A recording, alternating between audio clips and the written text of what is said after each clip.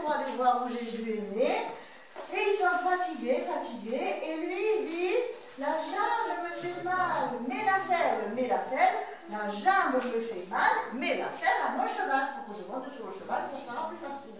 Voilà ce que ça veut dire. Allez, il faut la savoir par cœur. Hein. Voilà, on recommence. Ça y est, t'as retrouvé la ligne? Allez, il y a pour des jeunes qui vont m'avancer, il y a pour des jeunes qui vont m'éteindre, l'Ivolana est quasi pour le courage, l'Ivolana c'est pour les caminards, la gamme pour les fanas, bouto seul, la gamme pour les fanas, bouchisa. Bonsoir à tous, je vais m'arrêter sous le thé. Allez, c'est bon. Le berger qui s'appelait Sébastien. C'est une très très belle histoire. Tellement belle que je suis un peu jaloux que ce ne soit pas la mienne. Même si la mienne, de vie de berger, est très belle aussi. Sébastien gardait un troupeau dans le territoire près des gorges du Verdon. Je ne sais pas si vous connaissez tous les gorges du Verdon, c'est pour moi un des plus beaux paysages du monde. Mais ce qui est moins connu, c'est l'immense territoire qu'il y a entre les gorges du Verdon et la vallée de l'As, ou si vous préférez la route de Napoléon. Cet immense territoire de montagnes et de collines superbes, des paysages grandioses. L'histoire se passe l'année 1951, à l'automne, pendant les vacances de la Toussaint. Sébastien avait une trentaine d'années, il était célibataire, comme beaucoup de bergers. Et la vie de berger, c'est une vie, surtout à cette époque, qui était la mienne d'ailleurs, une vie solitaire. Il n'y avait pas encore les fameux transitors qui ont changé la vie des bergers, et les journées étaient très longues, très dures à supporter.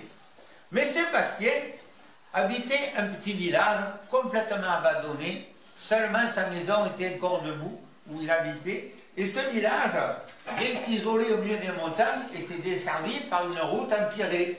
Une route qui part de la Palue sur Verdon, au bord des gorges, et qui s'en va à ce petit village. Et comme ce petit village était cadastré, normal et tout, Sébastien avait trouvé une astuce pour rompre sa solitude. Il s'était abonné à un journal quotidien, je crois que c'était le Petit Provençal, enfin peu importe. Ce qui fait que tous les matins, il avait la visite du facteur. Oh, Sébastien, c'était pas tellement le journal qui l'intéressait ou les nouvelles, mais c'était la visite. Quand on est seul, solitaire, une visite, ça vaut de l'or.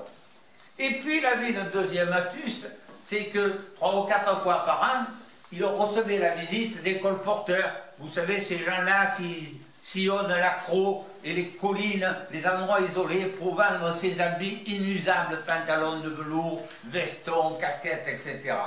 Et avec ces gens-là, bon, ils échangeaient les nouvelles, ils buvaient un canon ensemble, c'était chaque fois du bonheur. Or, pendant ces vacances de Toussaint 1951, Sébastien était avec son troupeau qui longeait les gorges du Verdon, dans ce paysage extraordinaire aux couleurs d'automne flamboyantes. Et tout d'un coup, il entend crier une jeune dame. Enfin, il n'avait pas encore vu que c'était une jeune dame. Il entend crier quelqu'un. « Berger, berger, ah, heureusement, je vous ai trouvé. J'ai entendu les sonnailles de votre troupeau. Je cherchais des champignons et je me suis perdu. Ça fait 2 heures que j'erre dans les forêts et les buissons. Je suis complètement perdu. » Alors Sébastien lui dit, mais ma pauvre dame, ne vous effrayez pas. Vous voyez ce rocher rouge là? Vous en avez pour un quart d'heure à y aller. Eh bien, allez à ce rocher rouge et quand vous serez là, vous verrez la route et vous pourrez retrouver la route et votre voiture. Ah, merci berger, merci beaucoup. Et voilà, la jeune personne qui s'en va et Sébastien retourne à sa solitude. Mais il faut croire que la leçon topographique de Sébastien avait été bonne parce que dès le lendemain, la jeune personne retrouver Sébastien. Oh, Sébastien, je vous ai retrouvé facilement, j'aime beaucoup les troupeaux, j'aime ceci, j'aime cela. Alors bientôt, les deux jeunes gens, qui avaient tous les deux une trentaine d'années, commencent à sympathiser. Sébastien lui a appris comment on trouve les champignons sur les feuilles, comment on trouve les sources en écoutant le chant des oiseaux, toutes sortes d'astuces que les gens de la ville ne connaissent pas. Et puis voilà que toutes les vacances de la Toussaint, qui duraient 8 jours à cette époque-là, cette jeune fille venait voir Sébastien. Et bientôt, une grande intimité naquit entre deux. Et la jeune fille, le dernier jour, disait à la fin des vacances, « Mais Sébastien, je ne veux pas te quitter, je veux vivre avec toi, j'aime ce que tu fais, j'aime la nature. » En fait, cette jeune fille était professeure de français à Aix-en-Provence, et elle en avait un peu marre de la ville et de la civilisation brouillante. Alors, elle dit, « Sébastien, je veux vivre avec toi. » Et Sébastien, à ce moment-là, fronce les sourcils, il dit, « Non, il n'en est pas question. Ce n'est pas possible. Mais enfin, Sébastien, tu sais bien que j'aime tout ce qui te fait. » Tout juste, je ne le dis pas, c'est toi que j'aime. Sébastien dit non. Tu ne peux pas parce que je possède un secret terrible.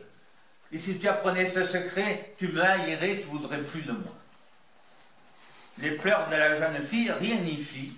Elle retourna à Aix-en-Provence à son travail et Sébastien retourna à sa solitude.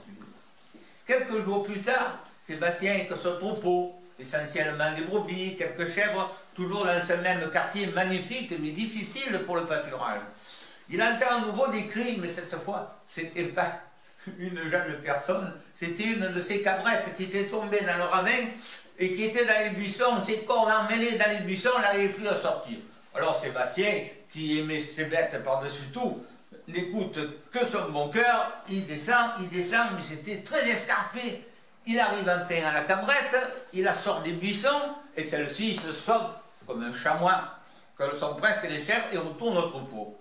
Mais Sébastien avait beaucoup de difficultés pour remonter sur le plateau. Il s'agrippait au rocher branlant, c'était le précipice dessous. Et patatras, ce qui devait arriver arriva, Sébastien tombe une dizaine de mètres plus bas, et il se fracture une jambe méchamment. Sébastien se dit, je suis perdu. Dans ce coin isolé où personne ne vient jamais, personne ne me trouvera, je suis perdu. Comment faire avec ma jambe brisée? Et puis à ce moment-là, sa chienne, Bergère, elle s'appelait, qui était en haut, le sentait son maître en bas, et tout doucement, en bonne chienne qui aimait son maître, le descend. Et Sébastien dit, peut-être grâce à Bergère, je vais pouvoir m'en sortir. Il s'agrippe au collier, et la chienne se met à tirer, et centimètre par centimètre, au bout de quelques heures, Sébastien arrive sur le plateau. Il était presque sauvé. Vous dire le sommet de souffrance qu'il y a eu pour que Sébastien arrive à sa maison abandonnée et à sa bergerie, c'est pas la peine d'essayer de le raconter. Bergère s'occupait de ramener le troupeau, Sébastien se traînait par terre. Finalement, il arrive à sa maison et s'affale par terre. C'est le facteur, heureusement, ce bon facteur qui le lendemain matin découvre Sébastien.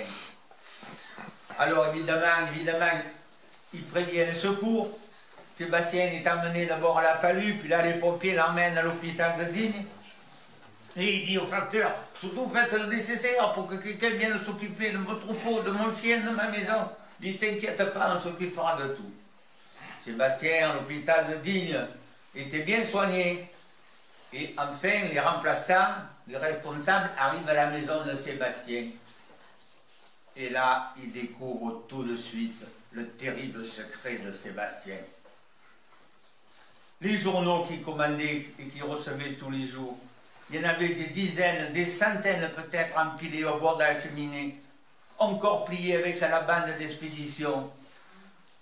Sébastien ne savait pas lire. C'était par la lecture du journal qu'il achetait. C'était la compagnie du facteur.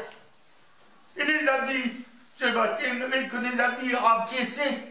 Tous ces habits neufs, des pantalons, des vestes, des virées, tout ça encore emballé dans le papier. Voilà ce qu'était le secret de Sébastien. Et Sébastien, des jours à l'hôpital, il est bien soigné.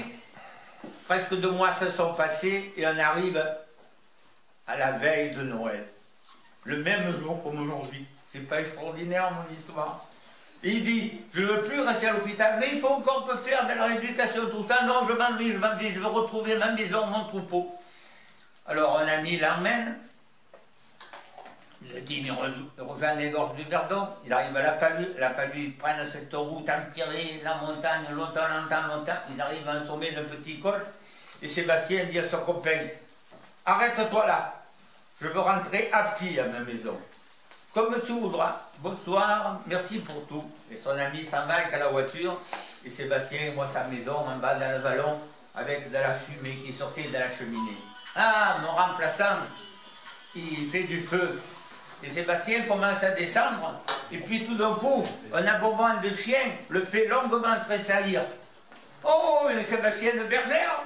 Et bergère arrivée en courant, elle saute dans ses bras, lui lèche à la figure, elle était heureuse. Tiens, mon remplaçant n'a pas de chien, il a gardé la mienne. Ma foi, le troupeau était dans la bergerie, Sébastien arrive, il arrive à sa maison, il rentre sans frapper bien sûr, il était chez lui. Et qu'est-ce qu'il voit?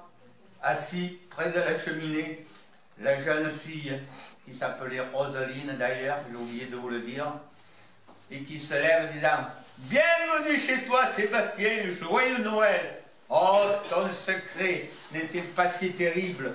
Première leçon ce soir, et puis après tous les jours, et dans quelques semaines, tu pourras lire dans le journal peut-être l'annonce de notre mariage ou la naissance de notre premier bébé. Voici l'histoire de Sébastien, berger des Alpes de Haute-Provence.